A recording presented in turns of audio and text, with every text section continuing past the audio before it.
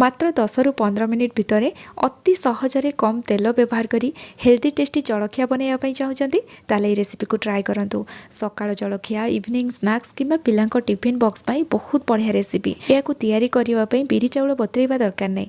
घरे जदि सुजी अच्छी आप पूरा परिवार पाई अति सहजरे ये टेस्टी जलखिया को बनई पारे। जी सुंदर देखा ना खायापी से टेस्ट लगे। आ तार भितर पर्सनटा ये आप देखूँ केते स्पंजी होगी तैयारी होती। आम दही लेंबू ये सब जिनस भी यूज करना तथापि यहाँ खायापी बहुत बढ़िया टेस्ट लगे।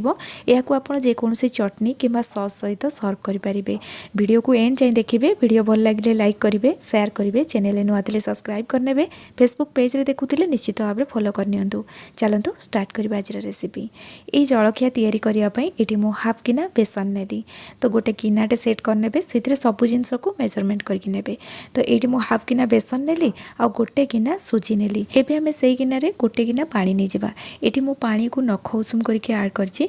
अधिक गरम करवानी जेहेतु ये आम बेसन पकई ता छड़ा जदि अधिक पानी को गरम करदे ना ठंडा हाँपाई भी समय लगे। ये आम 2 रु 3 मिनिट पाखापाखि या रेस्ट रखा। ये मुझे सब जिनस को भल भाव में मिक्स करनेली। ये आम सुजी नहीं सुजी को फुलियापाई समय लगे से ये आम 3 मिनिट पाखापाखि या रेस्ट छाड़ीदे। तो ये मुझे कभर करके 3 मिनिट रखी नहीं। अधिक समय रखा दरकार नहीं। 3 मिनिट रखीदेले ना सुजीटा से ही फुलीज। तो ये देखो पूर्व अपेक्षा सुजी फुली जाइए। पानी टाक आब्जर्व कर नहीं जाइए। बहलिया होगला। तो एति बहलिया तो आम पिठा तैयारी करें से आम पानी मिसेबा। तो अधिक पानी देवेनि। मुझे आपन को देखेबी केती कौन मु पानी नेली। प्रथमे 2 चामच पाखापाखि पानी देली। पुणी नेक्स्ट टाइम आउ अल्प पानी पकईकी या मिक्स करनेली। टोटाल 4-5 चामच पाखापाखि ये पानी पकेबे किंबा ये आपन को मु लास्ट रे देखेबी बैटर कंसिस्टेंसी केती रहिबो से अनुसार आउ अल्प पानी आपन इथरे यूज करिवे। पानी जदि अधिक हो आमर पिठाटा भी सिझिया टे समय लगे। ता छड़ा भितरटा भी कादुआ कादुआ होकर रुहे। तो से पानी अधिक देवेनि। एबे मु एथिरे गोटे बड़ चामच आमचूर पाउडर पकाउछि। आमचूर पाउडर जगह आपड़ ये दही नहीं पारे किंबा लेंबू नहीं पारे। तो ये मु आमचूर पाउडर नेली। यहाँ पकईले भी माने आमर ये जो खट्टा अंशटा बहुत बढ़िया से आसो। एबे स्वाद अनुसार लुण देदेली। अल्प टिके हलदी गुंड पकईली जहाँफल यार कलरटा बहुत बढ़िया आसो। राग जी खाती से अनुसार ये कंचा लंका काटी पकेबे। धनिया पत्र पकेली। गोटे बड़ साइज पियाज को छोट छोट पीस रे काटिके ऐड कली। आउ ये गाजर को ग्रेट करके नेली। कैप्सिकम को ये छोट छोट पीस रे काटिके नहीं।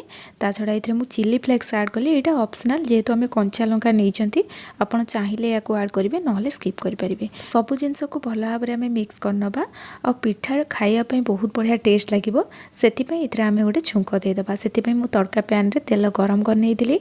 एबे आम ए बिरी डाली बुट डाली जीरा सोरिष को ऐड करवा। ये छुंक देकी पिठाटा तैयारी कले ना बहुत बढ़िया टेस्ट लगे। आप ट्राए करंतु। एबे आमे ये सब जिनस को टिके भाजिला परे एबे मु एथिरे गोटे चामच धड़ा राशि पकेली। आ धड़ा राशि को एमती टिके भाजिकी देले यार टेस्ट बहुत बढ़िया आसे। भुसुंगा पत्र को छोट छोट काटी ताकू ऐड कली। अल्प टिके हेंगू देकी सब जिनस को आमे भल भाव में मिक्स करनबा। तापरे ये छुंकटा इथरे ऐड करबा। अल्प टिके तड़का पैन रे मु पानी देके इथरे ऐड कर नेथिले। सब जिनस को भल भाव में मिक्स करनबा। पिठा जदी एमती तैयारी करबा एटा टाण तैयारी हबो। एठी आमे मोटा मोटा टे पिठा उडा तैयारी करछंती। भितरटा भी ठीक से सिझिबनी। सेति पई एठी आमे खाइबा सोडा यूज करबा।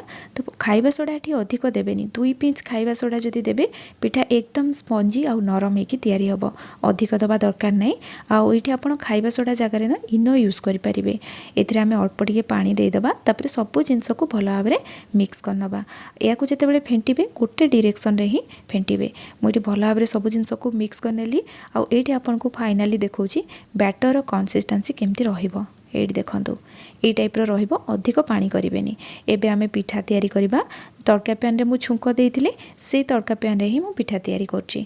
आपण चाहिए कड़ाई रे किंबा तावा रे भी पिठा को तैयारी करि परिबे। एठी मु गैस ऊपर गोटे जाली रखिछि। ता ऊपर तड़का पैनटा रखिछि जा फल रे तड़का पैनटा जल्दी गरम होबनी। सेति पई मु एबळे रखिछि। आ एठी मु गैस रो फ्लेम पूरा लो रखिछि। अल्प टिके तड़का पैन रे मु तेल दे देली। गोटे डंका बैटर आन के हम इथरे ऐड करबा। या को कवर करनबा। किछि समय एमती लो फ्लेम रे ही कुक होबा पई छाड़ देबा। ऊपरटा जते बेले ड्राई हे जिवो या को हमें उल्टे नबा। आउ अल्प टिके आमे साइड रु तेल बुलाई दबा जहाँफल अन्य पट साइडटा भी बहुत बढ़िया से कलर पड़े आसो।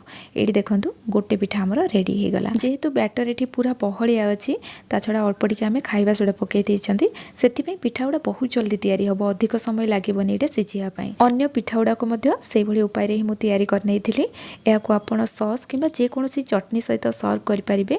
आ गरमा गरम तो एमती ही खाई ही जाए बहुत बढ़िया टेस्ट लगे। आप निश्चय ट्राए करूँ। आज रेसिपी आपण मानकु केमती लगिला मते निश्चय कमेंट सेक्शन में जनइबे। जदि रेसिपी पसंद आसथिबो ना वीडियो को लाइक करिया पई जमा भी भूलिबेनी। पुणी आसीबी नुआ रेसिपी नहीं कि सेति पर्यंत रहुची। धन्यवाद।